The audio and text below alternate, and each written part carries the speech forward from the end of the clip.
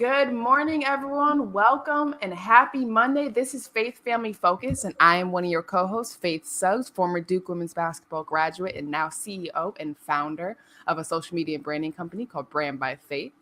And this wonderful man next to me is my father, Schaefer Suggs, former NFL player with the New York Jets and the Cincinnati Bengals, and has also served as VP and on the executive board with the RPFPC, NFL Former Players of Chicago. Good morning, Dad. Way to match me with these earth tone shirts. Well, it's the fall. It's Thanksgiving, so I can't wait for this transition into the holiday season because I know how excited I am about Christmas, and I also know that my daughter on the other side over there has already been breaking out her ornaments already. Oh, So yeah. I hit Hobby Lobby. Oh, yeah. Hobby Lobby, okay. Yeah, well, see, here's the thing about Hobby Lobby. I normally don't really approve of it because, they're a little scandalous. But I will say Hobby Lobby is the only thing we got over here in Manhattan, Kansas. So while I am deprived of my home goods, Hobby Lobby will do. And I will say they have a lot of sales. They're 50% off. Like why do you call them scandalous, babe? Oh, you haven't seen the news. I'll update you later. Okay. But no, Hobby Lobby's fine. It's just, they're very outspoken, kind of like Chick-fil-A. Okay, yeah, one of those things. Yeah, you feel me? Yes, still great places. We still eat Chick-fil-A though. And so they have their Christmas stuff and their fall Thanksgiving stuff all laid out. So I had to hit it this weekend, and I got some ornaments and little decor stuff for the background, and it's nice. I'm excited. I like how you now are catching up with your dad, your decor, oh my gosh, in your interior decorating. I knew that you would catch up one of these days. You're matching. You got certain colors. I know. I know your mom was really good with her hands. It looks like you're acquiring a little of that too with your art too. So. Yeah, I don't really know if you gave it to me. I think that maybe you acquired it within your marriage. I don't really, you know what I mean? And maybe you just kind of took over. But I do know that once holidays come, people get all happy. Right. It's sad. I'm like looking forward to like the rest of the year, and I'm like, gosh, what am I supposed to do for the springtime? Easter isn't really my thing. So right. We'll see. But lucky Thanksgiving's almost a week and a half. Right. And you're going to be doing the basketball thing with again Kansas State, and going to watch some of his games. He's going to be in Kansas City, correct? Yes, Kansas State plays in a shootout with Cincinnati, Illinois, someone else, Arkansas. Okay. Arkansas. So basketball is full go. First week of basketball, check.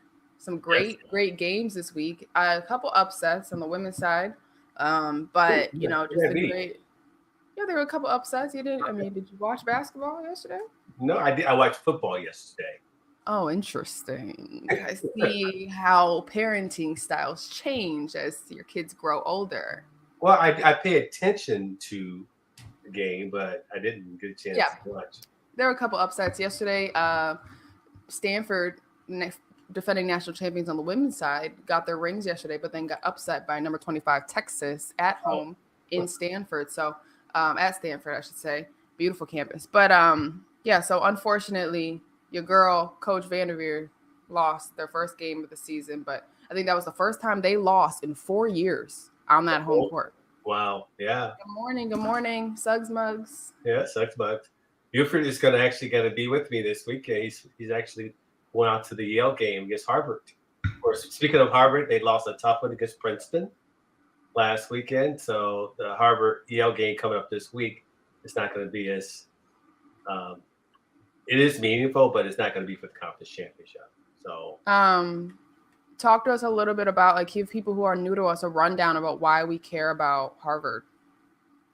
I mean, not Harvard, Yale. Yeah, well, so your brother, your little brother, who's 6'5", is a sophomore quarterback there. He's there, but he's in his second year, and this will be my third or fourth time to go out to see them play, and it will be their final game. And we're still debating whether or not I'm going to drive out there, we're going to drive back, or because they have an annual banquet on Sunday that we didn't anticipate. So we're trying to figure out if we're going to make that. But so this those Ivies. Those Ivies in their banquets. Ivies, yeah. Funny story, actually. You're going to laugh at this since we're talking about Ivy Leagues and banquets. That's kind of how they get their money. Last night I was, watching Adele If you guys didn't see it, amazing. I watched her and Oprah. Good morning, good morning. And not only was I just swayed by her in general, right, floored, but I'm sitting there enjoying my time, and I get a phone call around 9 p.m. Central Time, and I'm like, who the hey is from Durham, North Carolina, calling me? Alumni call, asking for money. And I was like, I just graduated. So go ahead, you get your banquet. It must be that time of year. And they were like, well, if you don't want to donate 25, go ahead 10, and this will help. It was a student. He was like, you could help us. And I said, I don't think you need my $25. Like, they got it out of me anyway. So, but no, it must be that time of year. Colleges are coming around Thanksgiving. Kids are going back home. So exciting stuff. It feels like we're back to normal. I know we're not completely. Prayers to, gosh, everybody who's still fighting all of this stuff. But, you know, we are full go with basketball season. It is exciting. It is rolling. We had a couple great shows recently. Last week, we had an amazing one. Why don't you give people a little rundown about how our show went with Paul? That was phenomenal. Paul was praised. His son, Joshua, was suffering from a chronic disease. Yes, muscular. It's MTM. Yes, MTM, and he shared his story about his foundation and, of course, his journey with football. And it's a show about adversity. Although we're former football players, that we do also experience, setbacks in our lives and how we were overcome it. But how him and his wife just went on a journey to bring awareness to this chronic disease. And it was just a phenomenal, fantastic guest. And of course, we played on the same team together, but we didn't play with each other. He actually missed me by a couple of years.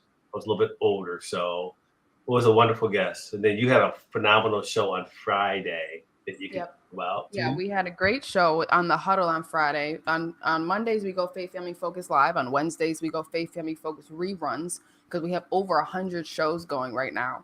And then on Fridays, I take over and I have my show hosted, The Huddle, which we bring on a guest. And we, spotlight people's stories more of, instead of a discussion, is which what we would do. I'm here on the Faith Family Focus.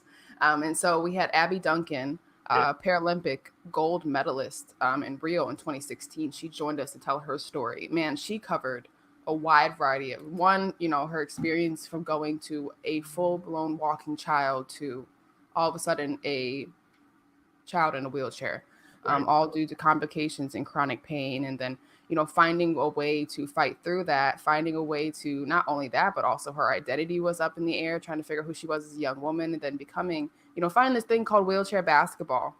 And she did, and she, next thing you know, she gets a gold medal in the 2016 Rio Paralympic Games. So it's just an amazing story. If you haven't seen it, it's right below this one on our Facebook page, but also it's on E360 TV if you just type in The Huddle or Faith Family Focus, and you can catch it. But we had that one. Then we had an awesome one, the previous Friday with Anne-Marie Nitty, which we have a clip on that if you wanted to, play it.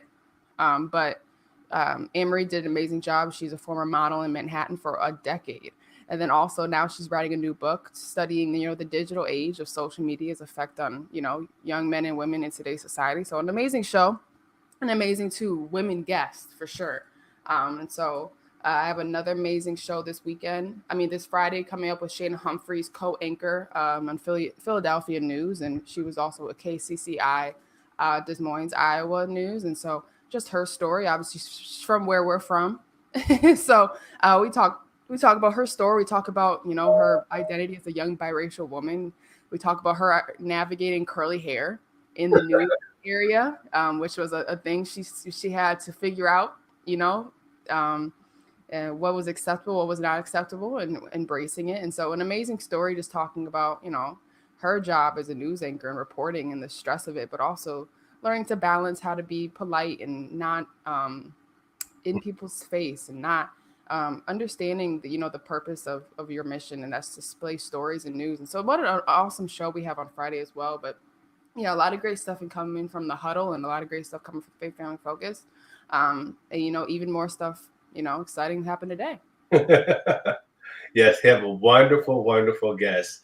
CEO, President, Fox Valley Institute of Growth. Her awards: Best Naperville Marriage Therapist, Business Influence, Woman of Business Woman of the Year, finalist in the Naperville Chamber, Dr. Laura Bokar, and she is here to talk about her new, potentially bestseller book, We Need to Talk. And I cannot wait because I got a chance to go through this book, and there is so I told her before the show there's not enough time to talk about this book. It is a phenomenal must read. I don't know if you could run the her link or her Amazon click. We actually just sorry to cut you off. We put the Barnes & Noble link and the Amazon link on our Facebook. So if you guys want to check it out, I know a couple people have already viewed it leading up to the show. So exciting stuff there. Yes. So before we bring her on, I can't wait to bring her on. You want to go ahead and segue into that? Yep. So we'll run a quick commercial, and then after we have, some time for a little break, not much, 50 seconds. We'll see you guys soon to talk with Dr. Laura.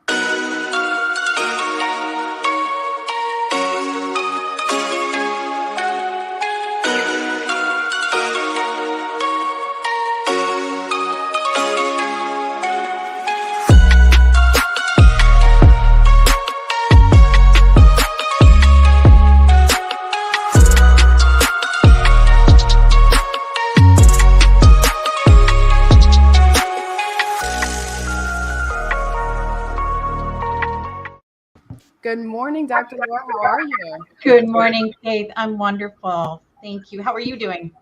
Great. Thank you for joining us this morning. Yeah. I know we talked a little bit before. It's always funny because our guests are like, "Oh, welcome back."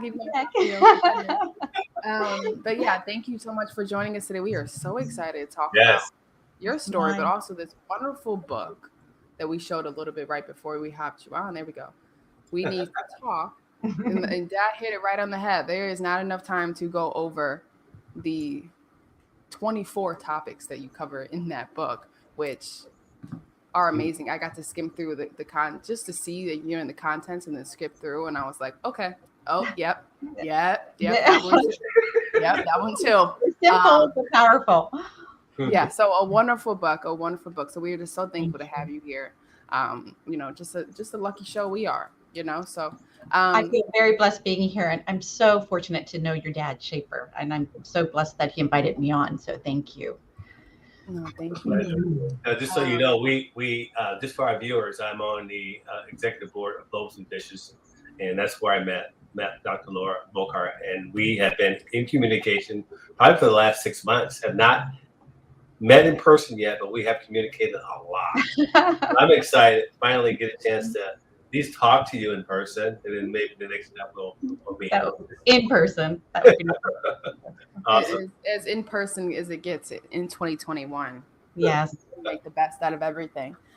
So why don't we dive a little bit into, how did you get to where you are? So at what point in your childhood and your life, leading up to this point, motivated you to get into family and marital couples counseling, which many would say is a hard career to tackle? How you got there? Well, if I can tell it through a little story, everything in my life was really wonderful. Up to the age of 15, I had a family. My mom and dad were married. My mom stayed at home. I had my siblings, 3 siblings, and it just felt secure and safe. I was enjoying my life with, I was on the diving team, cheerleading, just the fun things in high school, right? One day I come home and turned the doorknob and it didn't open and it was locked, and our door was never locked. Well, I leaned in and heard 2 people arguing, and I'm like, that's mom and dad. Like, mom and dad never argue. And to give you an example, the only way I knew my mom was mad at my dad is there'd be a coconut cake in the house. Why coconut cake? Dad didn't like coconut cake. So there was coconut cake in the house.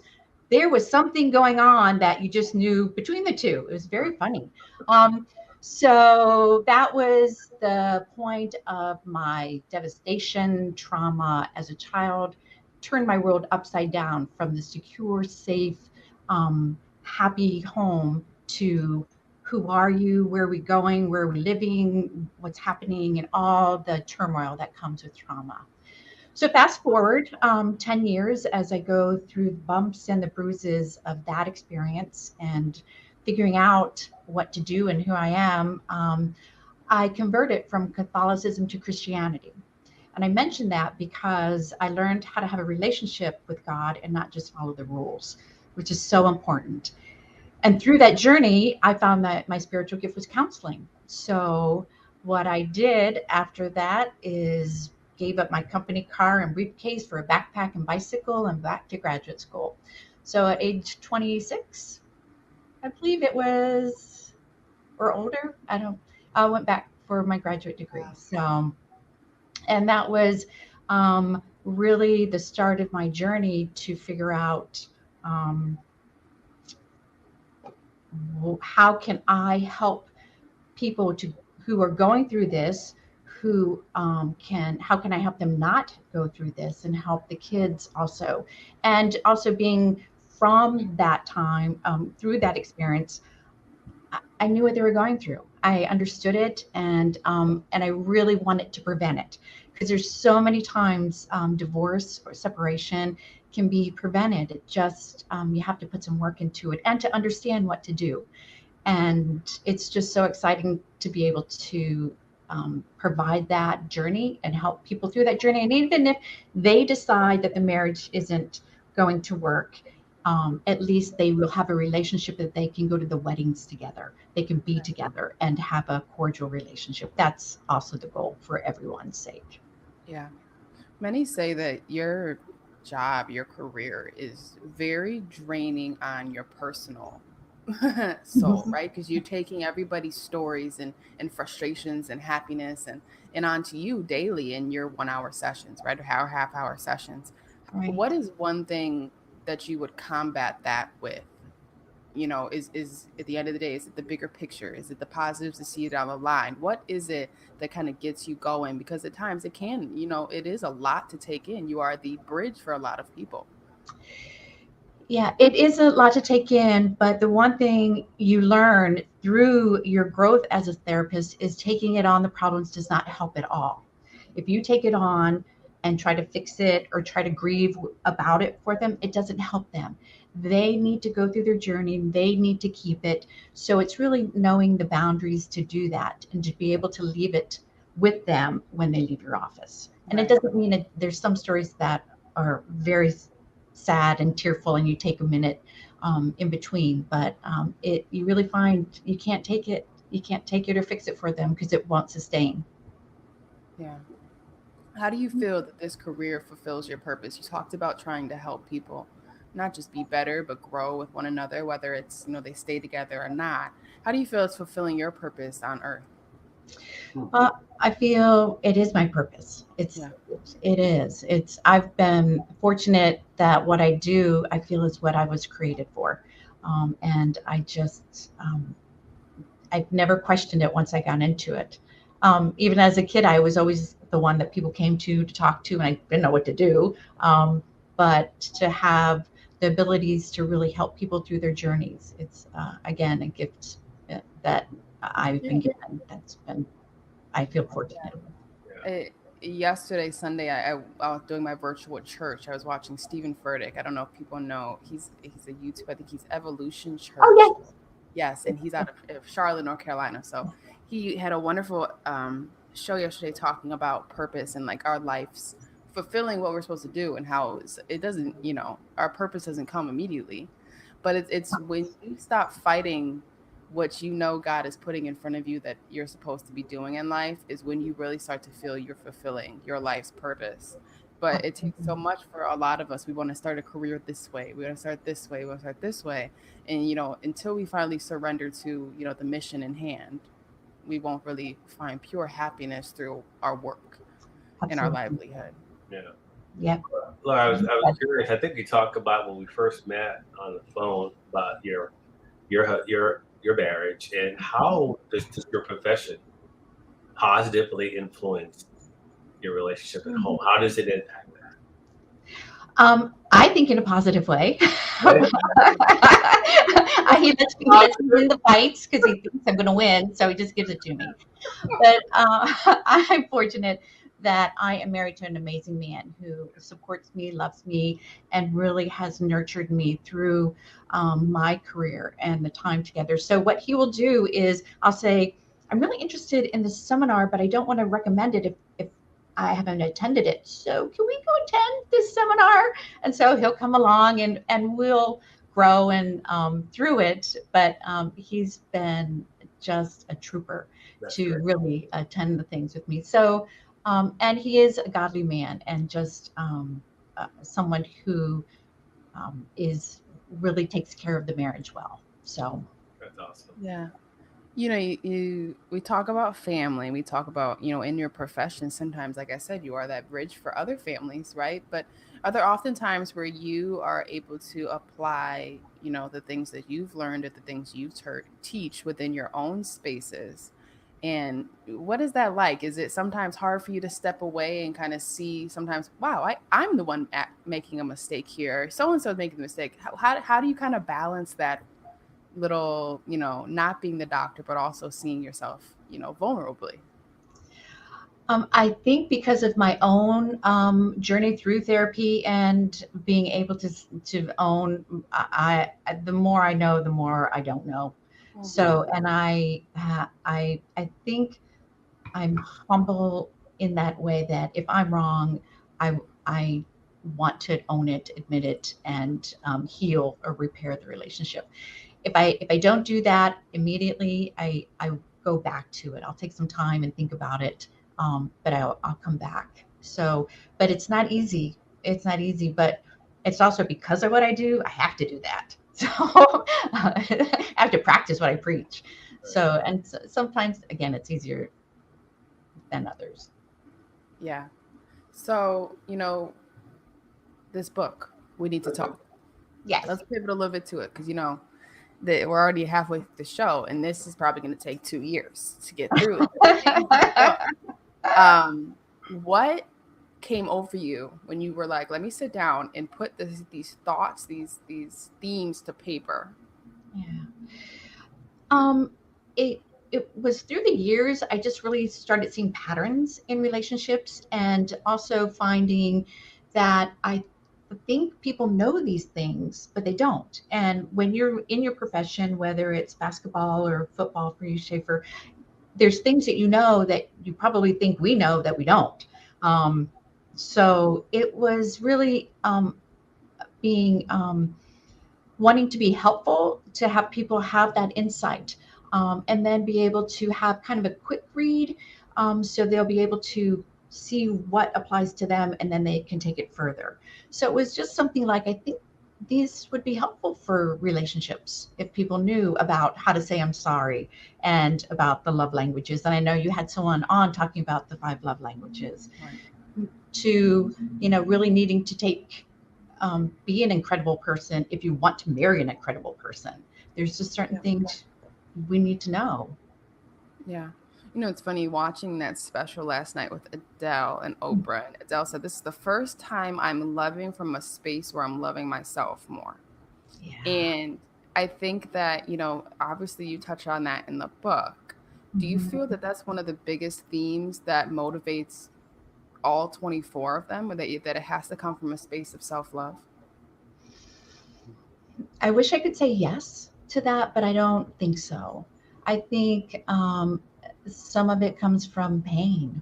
Hmm. Some of it comes from injuries. Some of it comes from not being taught. So even to have self love, you need to figure out what does that even mean, Yeah. and how will I be different if that happens. So I think it has more to do with um, the hurt that occurs. Yeah. So one of the ones is an extraordinary relationship starts with you being extraordinary. Yeah. What are some ways you can begin this process as a human being?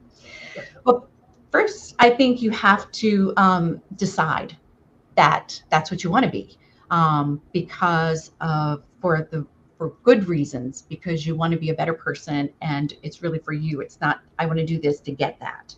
So it's really looking at yourself, and sometimes we can't see those things. So find someone close to you who you trust, who will let you know, and be honest with you.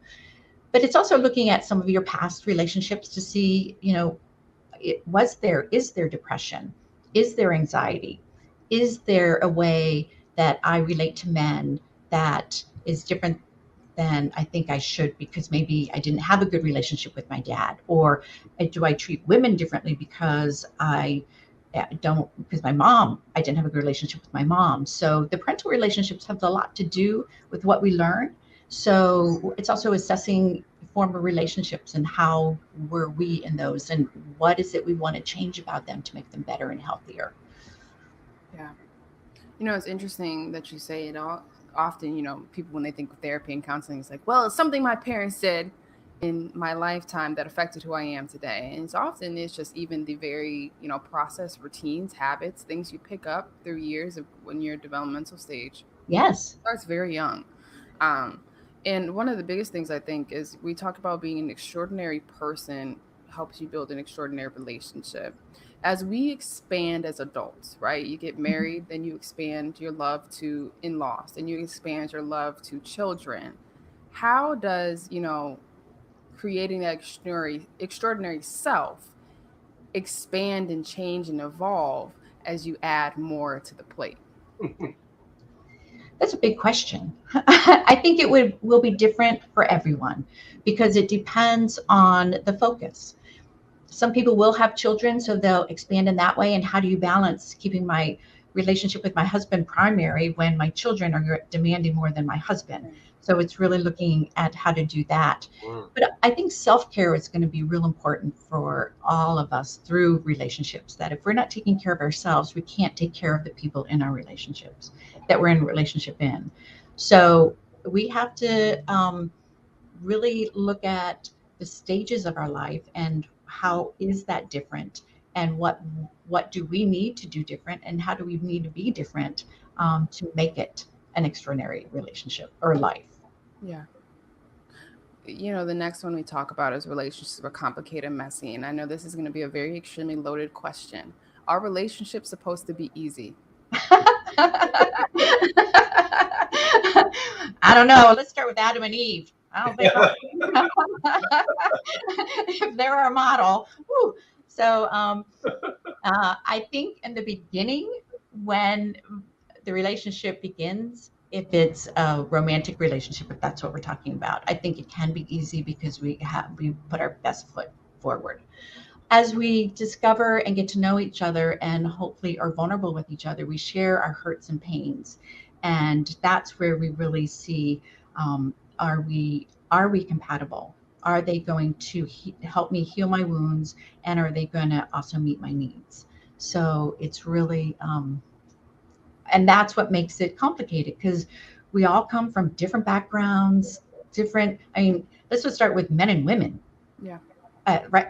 How different are we? And then women and women, doesn't matter, men or men, but they have different histories, different mom and dads. What did they learn? What did they bring in? Different cultures, different ethnicities. So it just gets messy, and it's really finding the joy in getting to know that mess and enjoy each other through it. Yeah. I mean, and I know probably in your position, you have a lot of people come to you and it's like, it's just not easy. This is so hard. And I feel like that very effort that we're putting in that's making it hard is telling us to quit. You know what I mean? To step Right. away. Right. When we are, we all also face conflict in different ways. And I think that's another thing that you touched on is, accepting that compatibility. Often you have to accept the fact that some people run from conflict, or they embrace conflict, or they lash out in conflict. And I think that one of the questions I have is when we talk about conflict compared to uncompatibility, how do you know when it's just not working and no, this is just another bump in the road? Mm-hmm. Well, again, I'm always going to preface that all relationships and people are different, but just to kind of make it understandable, conflict, you either resolve, you agree to disagree, or you negotiate through it. So it's an understanding of it and wanting to work together with it. Uncompatibility is really not meeting the needs or negotiating or wanting to resolve it. So it's really feels like a whole different ball game when it's not compatible. The needs aren't being met. Okay. Does that make sense? Yes, it does. Okay. It does. And I know that can be a blurry gray area for a lot of people because we don't really, everybody is different, right? Right. And I'm just thinking of a client that came in that he really thought his relationship was over because they had their first conflict. I mean, they thought it was real, honestly thought it was over, and not understanding that conflict is healthy. I mean, it helps people grow. Yeah. Yeah. It can help people grow. Let me back up a little bit. There's something that I read in the book about us um, being patient with relationships and not being too vulnerable too quick, Mhm. and becoming friends, learning about their family, learning about your family, all those things that I remember in my relationship with Sue. We actually get married for, I think it was 4 or 5 years. And during that time, we took the time to become friends. And we took the time, and, these different cultures. I mean, it was so different. Age difference, culturally, we were different. We took the time to really learn each other. Um, and I read that a part of your book is couples sometimes they don't take the time, they jump into it too quick and don't Yes. take the time to establish that strong foundation. Mm. Right. And attachment and connection that it sounds like you and Sue had. Right. And it just makes it into a more, I mean, the most important variable in a marriage is friendship. And Yes. how you develop a friendship is through time. You don't, to trust someone, to see that they're loyal, they're committed, they're with you through the pain and through this, and to celebrate with you. That all takes time. At least 4 seasons, someone even said. Mm. Go through 4 seasons because people change in different seasons. So People change in seasons. They also change within adversity. I've heard of some people like their partner loses a parent, or they lose they go through a tragic death, or they go through a job change, right? Where all of a sudden, their socioeconomic economic time changes completely. yes. How and what do you look for during those moments of adversity within a partner that should be encouraging to you? That this is something that could work, or maybe you don't know. Mm-hmm. But it depends. I pause only because it's what they bring into the session. Okay, so they usually bring in something that is the hurting point in the relationship or the conflictual point in the relationship. And I think when stress is in any relationship, it's going to cause tension.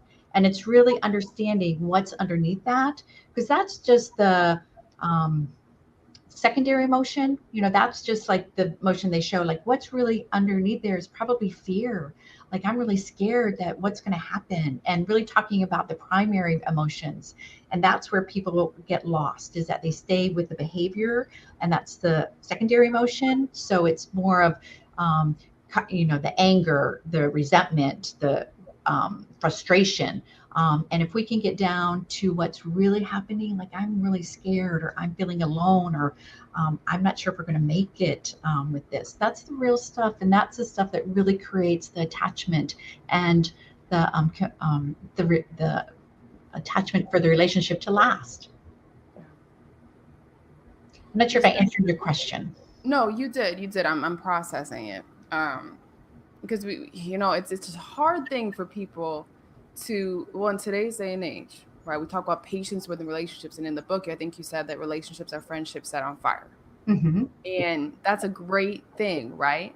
But I feel like we have seen in today's society, and I spoke with a lot of my girlfriends about this, is we see a lot of these long-term couples, finally, they'll make it 7 years and finally get married. And then within 2 years, divorce. What do you think that is? Because that's something we're seeing more and more. And we're seeing the very idea of marriage be put in question in today's society, especially within my generation. Yeah, it's an interesting, because I started an article and I only have anecdotal research on it.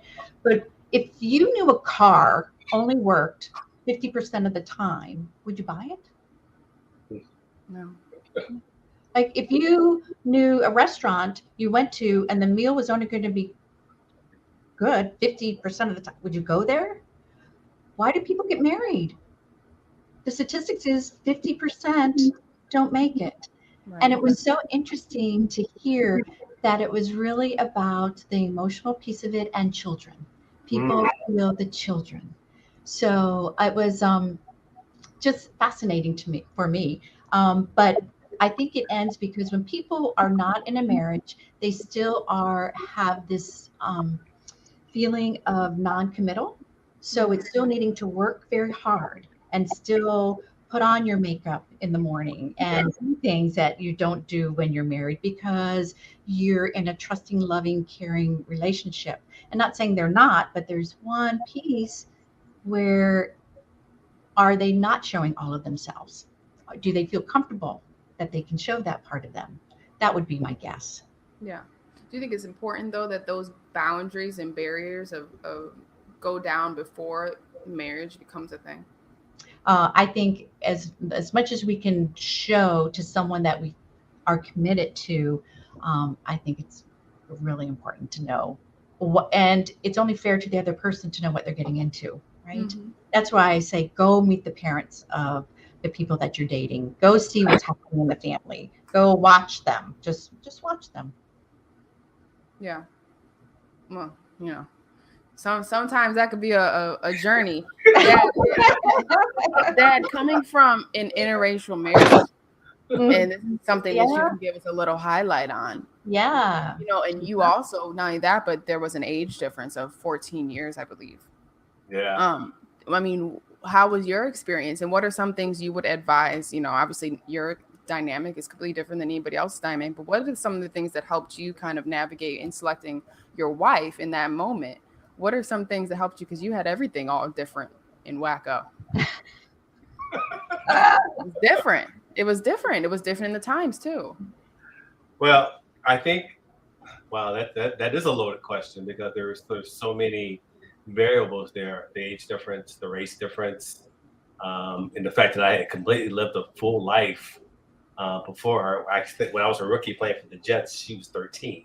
So it was a big, it was huge. And when we met, though, I think it gets back to we took the time to get to know each other, and I think for me, as a result of my upbringing, my mom was just so culturally wonderful in teaching me how to transcend.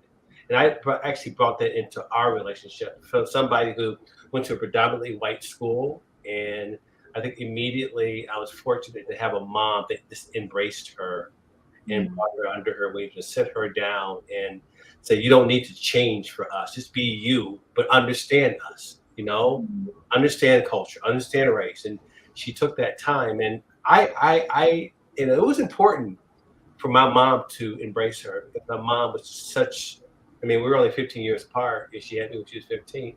She was my heart. And when I saw them for the first time be together, I knew that we were going to be together for a long time. And then I think the fact that there were people in my family that probably had issues, but were not brave enough to say anything because of who I was. My mom would put them in check. Okay, they knew that they better not, say anything. On the flip side of it, going to her family, it was, I had been in interracial relationships where it was an issue, but it wasn't an issue. The only issue was the age difference. Her father was a longtime Chicago teacher at Bogan High School. So, he kind of took the time to really embrace me. Of course, Joan, Sue's mom was, she would say things that come out of her mouth that were like, okay, you just don't know. You experienced some of that, but it was different. But on both sides, there was embracing. We did things together.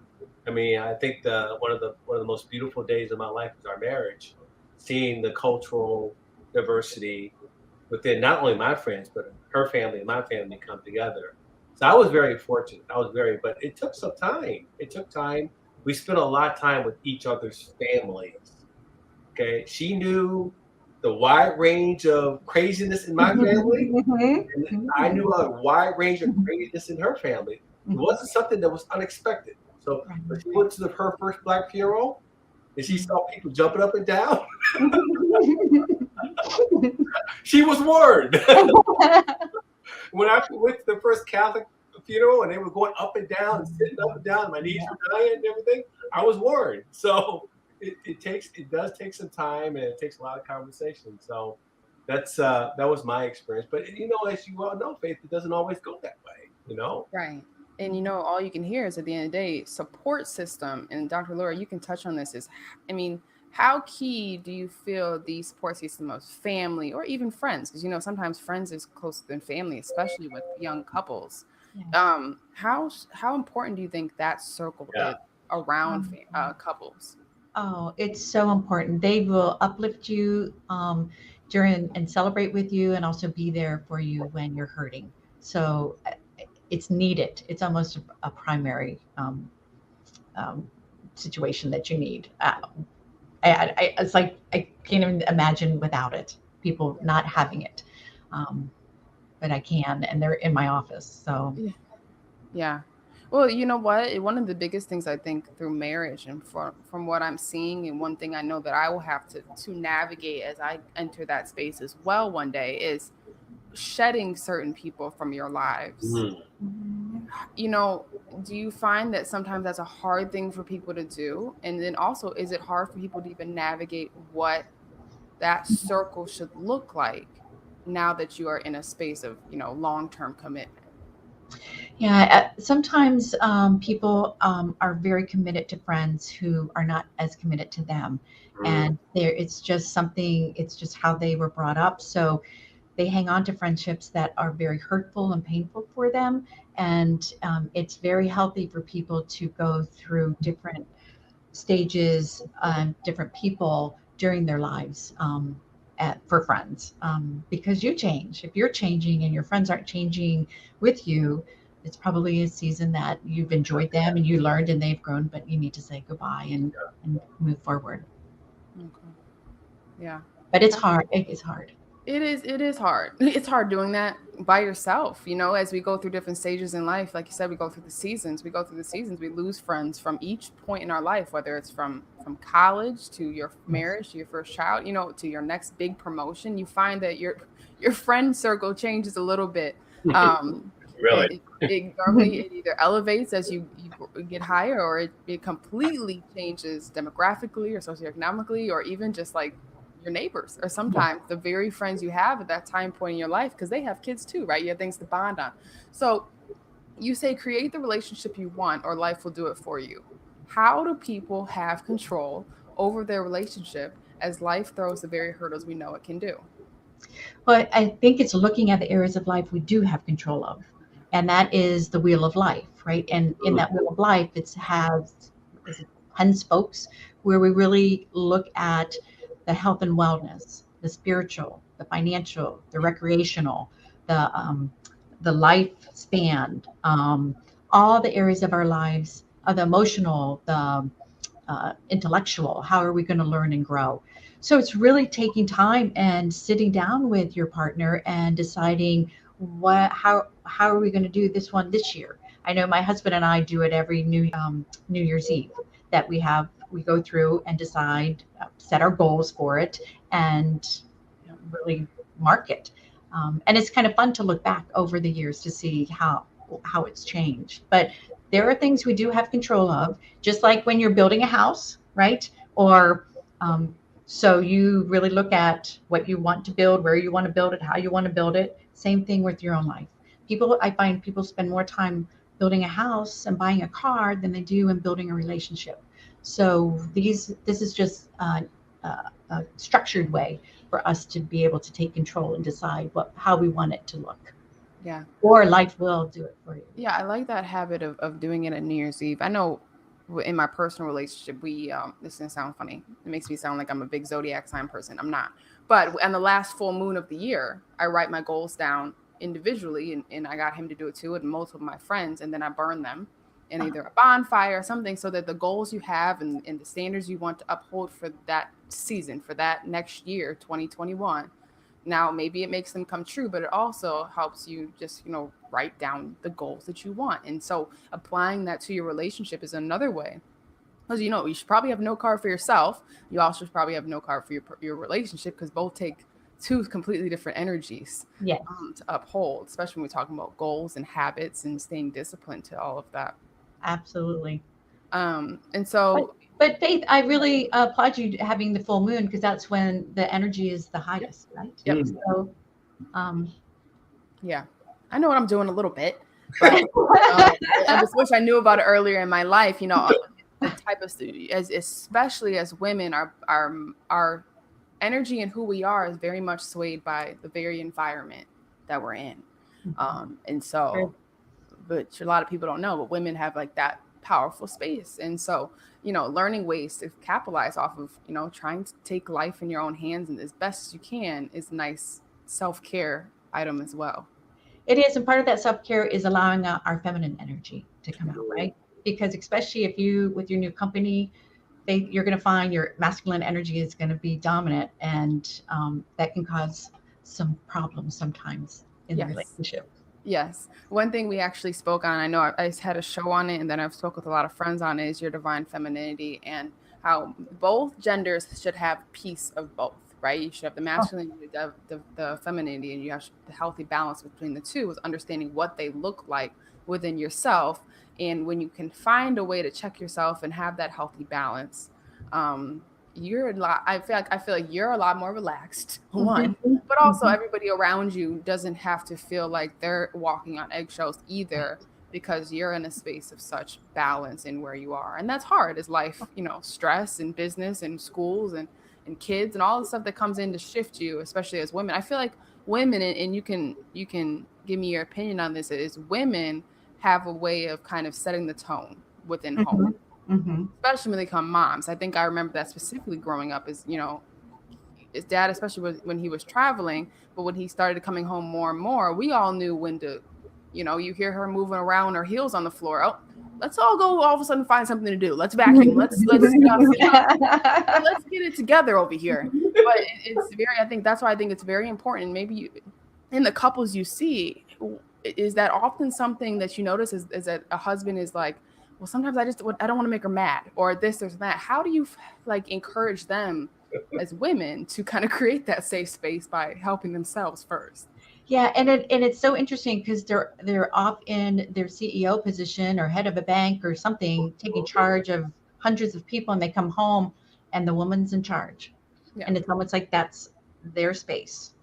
And it's, again, it's really having a conversation about it. And what happens with couples is that they get into what we call a cycle, this cycle that people get into and don't know how to get out of, and it causes negative communication and negative behavior.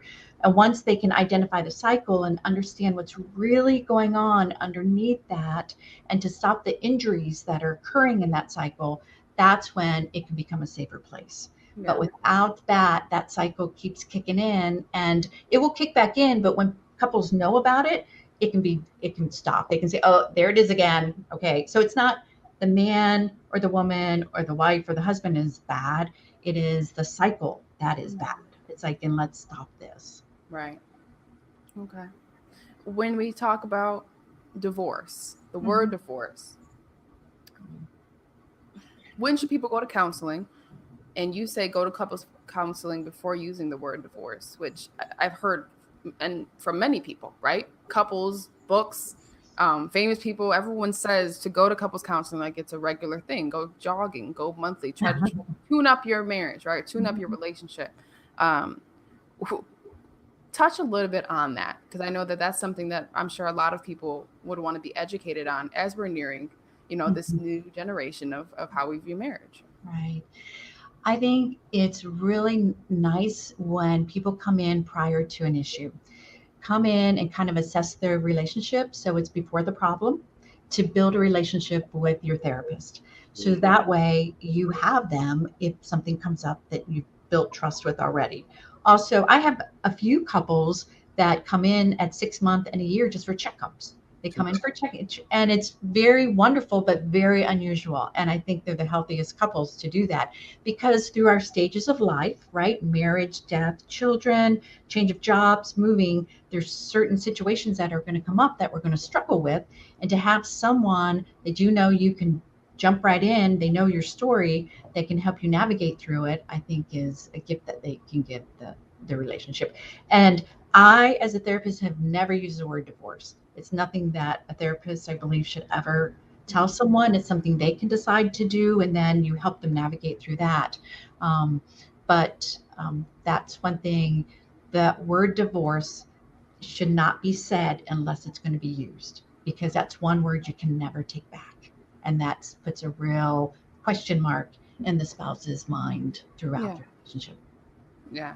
And I think doubt is probably the worst thing that can happen, I think, in any relationship there is, because we're as human beings, we already have self-doubt. So, when you put something out like that out in the air, it could be like, Pandora's box. Yep.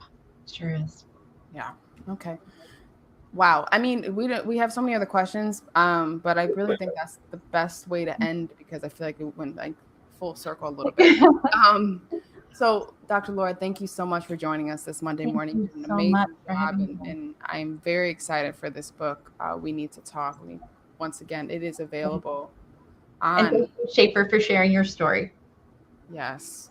Well, I had to touch on that, because if we could use a couple as an example, that would be a great one to use, because when you talk about hurdles and adversity and compatibility, you got to really pick and choose what compatibility looks like, and you guys had to do that, Dad, and so it's a beautiful story to share as well.